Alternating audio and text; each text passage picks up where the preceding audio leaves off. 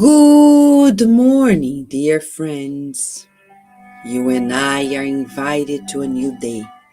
God is so generous that He makes day and night, and the day as a new opportunity, new beginning. And talking about new beginning, Emmanuel is helping us give new meaning to everything material. Today, in a new chapter of the Book of Hope, chapter 45, he talks about properties. He quotes Jesus as in Matthew 6:21. For where is your treasure, there your heart will also be. And then quoting Kardec in the Gospel according to Spiritism, item 9, chapter 16, human beings only fully possess what they can take with them from this world. The question is, what do we actually have? Emmanuel will say, above all, in everything that refers to property, enumerate those which you share by inexpressible gifts of the infinite goodness, because they quietly incorporated into your way of being. You almost always ignore them. Daily, you collect with absolute indifference the scintillations of the solar crown, poured by divine forces into the lap of the earth, transfiguring it into heat and bread. But just a small flock of clouds in the atmosphere for you to revolt against the cold. You dispose of the circulating water that springs and wells, that in springs and wells, rivers and rains, felicitate your existence without you remembering it. And faced with the brief impediment of the plumbing at home, you surrender defenselessly to thoughts of irritation. You have flowers by the thousands on the road, in the field, inviting you to meditate on the greatness of the divine intelligence, conversing with you in the particular language of perfume, and in many circumstances, you do not hesitate to crumble them under your feet, laying complaints if a tiny pebble penetrates your shoe. Air currents bring nutrient principles from afar, sustaining your life, and you consume their energies, like the child who rejoices unconsciously and happily in the mother's womb. But if the wind stirs up a light layer of dust, you usually accuse displeasure and intemperance. You have in your whole body a castle of prodigious faculties that, through the ogives of the senses to contemplation and analysis of the universe, allowing you to see, to hear, to speak, to guide, to learn, and to discern, without realizing the unlimited value. But you hardly fail to complain against the excess you notice in the path of others, without reflecting on the annoyances and trials that ephemeral possession of this or that brings into their existence. Do not envy. Do not envy the transitory property of others.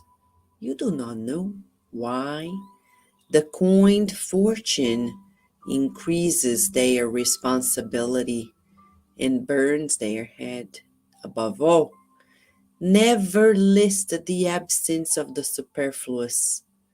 Consider the imperishable talents you already retain in the intimacy of your own soul, and remember that you carry in your heart and in your hands the ineffable resources of extend infinitely the treasures of work and the riches of love. It's not new to you, neither to me, that we should think of material possessions in this way. First of all, to really stop taking for granted the properties given to us by God, the rays of the sunlight, the water that we use every day, the nature, flowers and trees, even a pet at home, the wind, the breeze, our whole body. These are true benefits, concessions from God to us. Usually, we take it for granted and we envy when people have things that we don't. But at the end of the day, what are we going to take to the spiritual realm? None of it. Zero. We're not going to take the body, not the house, not the car, nothing. What are we going to take? Ourselves. The imperishable talents, as he says, and the treasures of work and the riches of love. The talents, the treasure of work, and the riches of love. That's it.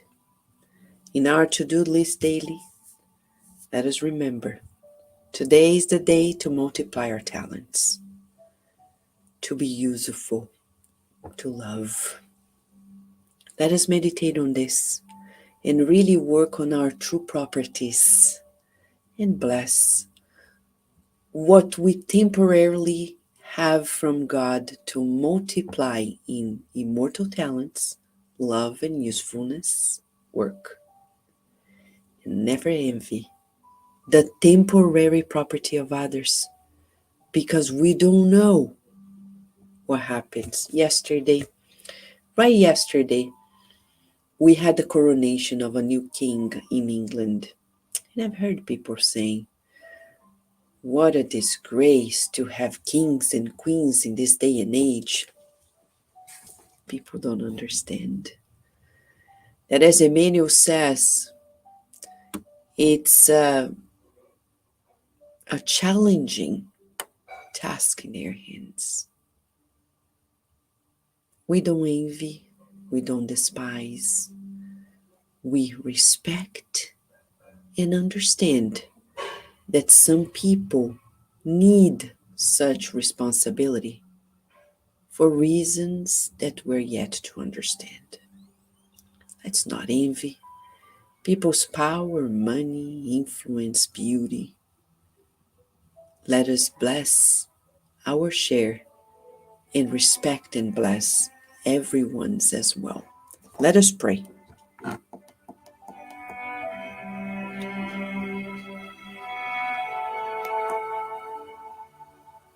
Dear Mother, Father God, we want to thank you for this beautiful day, for the rays of sunlight that are shining, giving us a new day, new life, new beginnings, for the air that we breathe,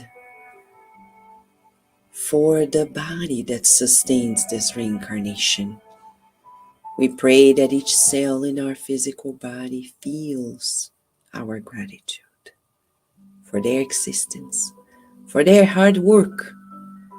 We want to thank each and every cell for their beautiful work in your name. And we want to bless what we have temporarily at hand.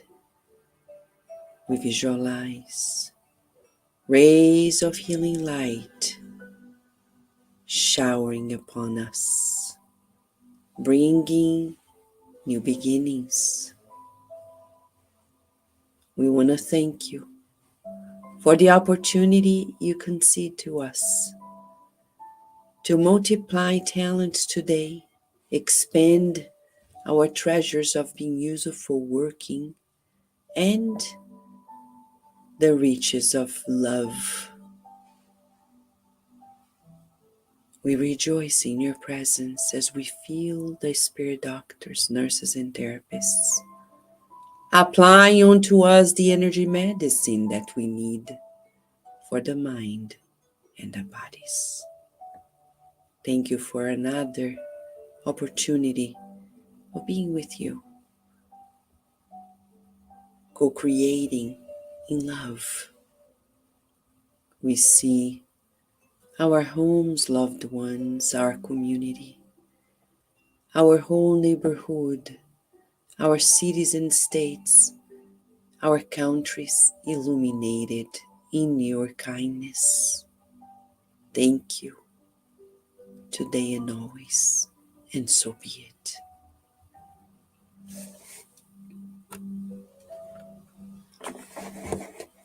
This is a lesson for much meditation and for much practice. Again, let's not envy the temporary riches of others, because as Emmanuel says, we don't know why the coined fortune increases their responsibility and burns their head.